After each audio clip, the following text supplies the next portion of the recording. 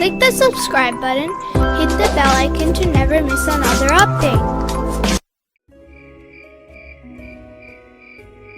Mom, can you tell me a story about one of the Imams tonight? Of course, my dear. Tonight, let me tell you about Imam Muhammad Al-Taqi, also known as Al-Jawad, the 9th Imam of Islam. He was born on the 10th of Rajab, 195 AH in the city of Medina.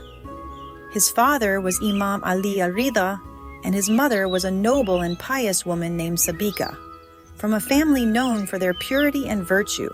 He must have been special, right, Mom? Very special, my love. From the moment he was born, everyone could see the light of divine knowledge and wisdom in him. Even as a young child, he was known for his intelligence and deep understanding of Islam. When his father, Imam Ali al-Rida, was martyred, Imam Muhammad Al-Taqi became the Imam at just 8 years old. 8 years old? That's so young. How did he lead people? That's what makes his story so incredible. Even though he was so young, scholars and leaders would come to him with their most difficult questions, and he would answer them with such clarity and wisdom that they were left amazed. People knew that his knowledge was a gift from Allah. He taught others about justice, morality, and how to live a life that pleases Allah. His title, Al-Taqi, means the pious because he was a perfect example of piety and devotion. Did everyone love him, Mom?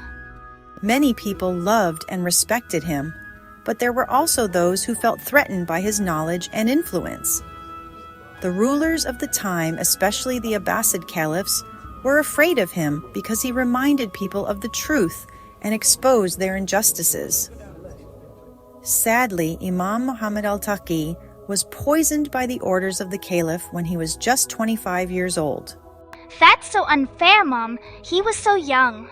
Yes, my dear, but in his short life, he accomplished so much. He guided people towards the path of Allah, defended the rights of the oppressed, and left behind a legacy of knowledge and wisdom that continues to inspire us today.